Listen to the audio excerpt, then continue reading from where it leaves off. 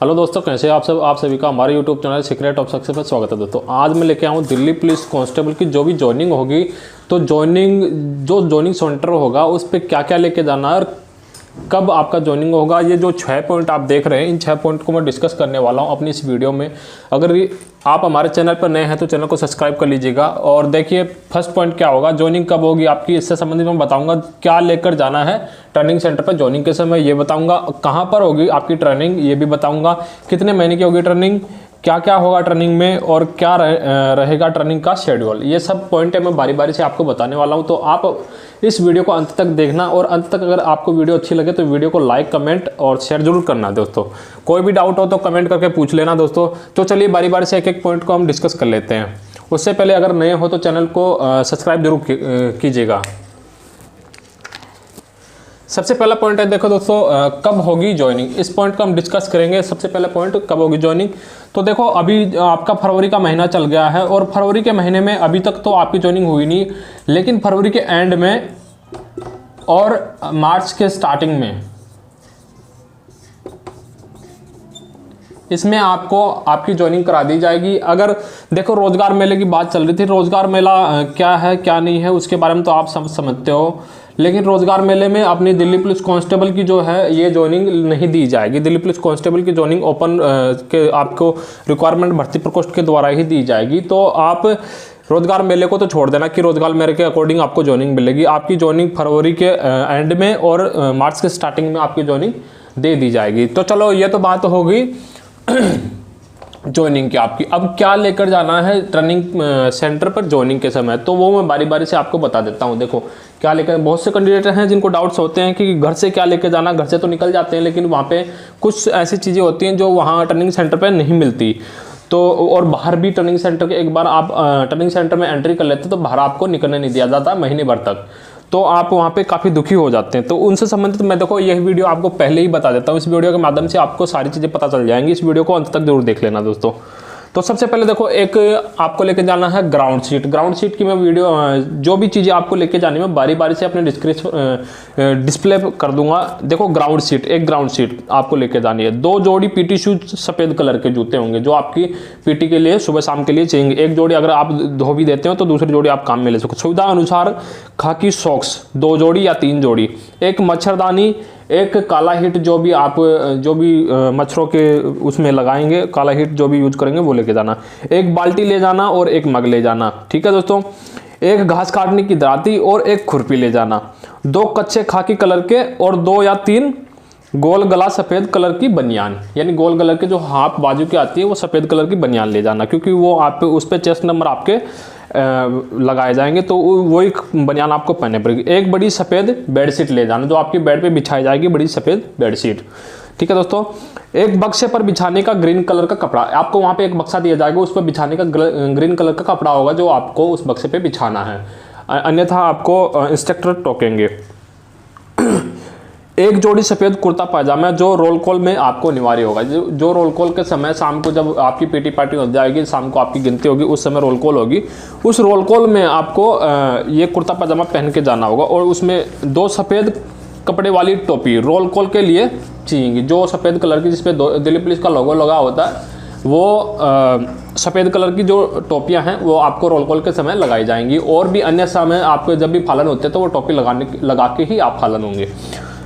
उसके बाद में बात करूँ सुविधा अनुसार बिस्तर और खाने के बर्तन, यानी आप सुविधा अनुसार अपने खाने के बर्तन भी ले जाना। वहाँ खाने के बर्तन नहीं मिलेंगे, बिस्तर नहीं मिलेंगे, आपको चारपाई मिलेगी ओनली। तो आप सुविधा अनुसार बिस्तर ले जाना और खाने के बर्तन ले जाना। सुविधा के अनुसार तेल पानी साबुन जो भी है बोतल ले जाना अपनी। 1 या 2 खाकी कलर की जर्सी ले जाना। जो ट्रेनिंग सेंटर के बाहर जो भी दुकान होंगी उन दुकान पे आप ये परचेज कर लेना ये सभी चीज़ें। जो घर से ले जाने की सामान होगी वो देखो तेल पानी साबुन होगी, बिस्तर होगा, खाने के बर्तन होंगे, ये अधिकतर चीज़ें वहाँ पे भी मिल जाएगी जहाँ आप ट्रेनिंग सेंटर पे पहुँचोगे। उसके बाहर भी ट्रेनिंग सेंटर के बाहर काफ़ी आपको ये सब चीज़ें अधिकतर मिल जाएंगी, वहाँ पे एक अच्छी रेट में मिल जाएंगी। और जो घर से ले जाने वाली चीज़ें हैं वो घर से ले जाना आप। एक नोटबुक और एक पेन आप अवश्य अपने पास रखना, पता नहीं कभी क्या आपको नोट करना पड़ जाए, ठीक है। और अपनी जो मेडिसिन, जो सिर्फ आपको अपने इलाके की मेडिसिन, जो भी आपको मेडिसिन परफेक्ट होती है वही मेडिसिन आप ले जाना, क्योंकि वहाँ पे जब आप आउटडोर भरवाते हैं तो उस आउटडोर के अकॉर्डिंग आपकी मेडिसिन नहीं लगती, तो इसलिए आप अपने जो भी पर्सनल मेडिकल मेडिसिन है वो ले जाना। तो ये हो गया हमारा पॉइंट कौन सा दोस्तों, क्या लेकर जाना है ट्रेनिंग सेंटर पर ज्वाइनिंग के समय, ये वाला पॉइंट अपना क्लियर हो गया। अब मैं बात करता हूँ दोस्तों कहाँ पर होगी ट्रेनिंग। देखो कहाँ पर होगी ट्रेनिंग, तो ट्रेनिंग सेंटर आपके लिए 4 ट्रेनिंग सेंटर हैं। पीटीसी झाड़ोदा कला जो लड़कियों के लिए ट्रेनिंग सेंटर है, पीटीसी झाड़ोदा कला लड़कियों के लिए पीटीसी झाड़ोदा कला है। पीटीएस झाड़ोदा कला लड़कों के लिए है, ओनली लड़कों के लिए पीटीएस झाड़ोदा कला है। फिर पीटीएस वजीराबाद जो लड़कों के लिए ट्रेनिंग सेंटर।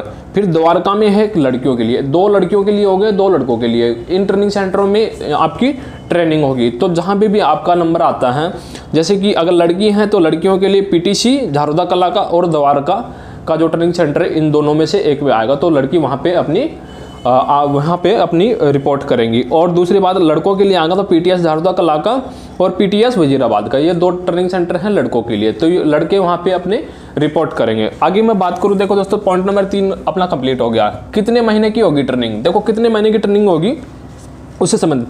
देखो 9 माह की आपकी बेसिक ट्रेनिंग होगी, उसमें 1 महीने का आपका कमांडो कोर्स अनिवार्य होगा, जो कमांडो आपको ट्रेनिंग के बाद भी करवा सकते हैं या अधिकतर ट्रेनिंग के शेड्यूल में ही उस कमांडो को जोड़ दिया जाता है और आपकी ट्रेनिंग हो जाती है 10 महीने की। 9 महीने की बेसिक ट्रेनिंग होगी, 1 महीने की आपकी कमांडो जो बेसिक अनिवार्य होती है वो होगी। फिर मिड टर्म होगा, देखो ट्रेनिंग में मिड टर्म भी होता है, 6वें या 7वें महीने में आपका मिड टर्म होता है। मिड टर्म में पीटी की सभी जो भी एक्टिविटी जो होती हैं और नाम सहित होता है, लॉ से संबंधित टेस्ट लिया जाता है। ये पीटी से संबंधित जो भी आपकी एक्टिविटी होती है उनका टेस्ट होगा, और लॉ जो भी आपको लॉ पढ़ाया जाता है 6-7 महीने के अंदर, उस लॉ का आपको टेस्ट होगा मिड टर्म के अंदर। अगर आप उस मिड टर्म को क्वालिफाई करते हैं तो आप आगे की ट्रेनिंग के लिए एलिजिबल होते हैं। आगे मैं बात करूँ पासिंग आउट परेड की, देखो वो 10वें महीने में होती है। ये क्या है, ट्रेनिंग की शेड्यूल है ना। पासिंग आउट परेड 10वें महीने पूरे होने के बाद पासिंग आउट परेड होती है, जिसमें आप अपने सभी किसी भी रिलेटिव को विजिटर बना सकते हैं। वहाँ पे आपको पास मिलेंगे 2 या 3, जैसे भी आपको 2 पास तो अनिवार्य होते हैं, बस 3 या 4 भी मिल जाते हैं किसी कैंडिडेट को। तो आप अपने किसी भी रिलेटिव को, अपने माता पिता को या किसी भी फैमिली मेम्बर को आप वहाँ पे अपने पासिंग आउट परेड दिखाने के लिए बुला सकते हैं as a visitor. Point number हमारा हो गया दोस्तों 4। क्या क्या होगा ट्रेनिंग में, देखो ट्रेनिंग में क्या क्या होगा, है ना। सबसे पहले 1 से 2 माह सुबह शाम पीटी और दोपहर में ग्राउंड की सफाई, रोज शाम को रोल कॉल होगी। यानी सुबह शाम तो पीटी होगी आपकी, और दोपहर का जो भी टाइम शेड्यूल होगा आपको लंच से पहले और लंच के जस्ट बाद का, उसमें आपकी ग्राउंड की जितनी भी साफ सफाई होगी वो साफ सफाई करवा ली जाएगी। ग्राउंड को इक्वल बनाया जाएगा, लेवल में लाया जाएगा, वो आपसे ये काम करवाया जाएगा। और शाम को जब भी आपकी पीटी खत्म होगी उसके बाद आपको रोल कॉल लिया जाएगा। संडे की एक्टिविटी ऑफ होती है दोस्तों, संडे का आपका ऑफ होता है, जिसमें आप अपने भी जितने भी कपड़े हैं और कुछ भी हैं वर्दी हैं उनको धो सकते हैं, उनके लिए आप रेस्ट रहेगा आपका। उसके बाद आपको टाइम अनुसार आपकी ट्रेनिंग को आगे बढ़ाया जाएगा। जैसे भी आपके 1-1.5-2 महीने का शेड्यूल जो सफाई उपाई का होता है उसका कंप्लीट होने के बाद आपकी ट्रेनिंग को आगे बढ़ाया जाएगा टाइम शेड्यूल। परेड की प्रैक्टिस करवाई जाएगी, पहले खाली हाथ सैल्यूट, फिर वेपन के साथ सैल्यूट, वेपन के साथ परेड, फिर ड्रम डोल के साथ आपकी परेड करवाई जाएगी। ये पूरा शेड्यूल लास्ट तक का है। अंतिम दौर में 1 माह कमांडो ट्रेनिंग आपको दी जाएगी। लास्ट का जो महीना बच जाएगा, 9 महीने तक आपको परेड वेपन के साथ और विदाउट वेपन और सैल्यूट और वेपन के साथ सैल्यूट, इन सबको सिखाने के बाद दोस्तों आपको अंतिम जो 1 महीना होगा उसमें आपको कमांडो की ट्रेनिंग दे दी जाएगी। ये हो गया दोस्तों क्या होगा ट्रेनिंग के अंदर, ये 5वां नंबर पॉइंट अपना क्लियर होगा। अब बात करता हूँ पॉइंट नंबर 6 की, क्या रहेगा ट्रेनिंग का शेड्यूल। देखो ट्रेनिंग का शेड्यूल क्या रहेगा। मॉर्निंग की मैं बात करूँ तो मॉर्निंग को 5:30 बजे आपको ग्राउंड में रिपोर्ट करनी है, वो भी कब, गर्मियों के समय में, और जिसको बोलते हैं मार्का, जिसको पीटी के लिए वो मार्का लगता है, पीटी करनी होती है आपको। और सर्दियों की बात करूँ तो 6 बजे मार्का लगता है, वो सर्दियों की 6 बजे पीटी के लिए आपका मार्का लगता है, रिपोर्ट करनी होती है आपको 6 बजे ग्राउंड में।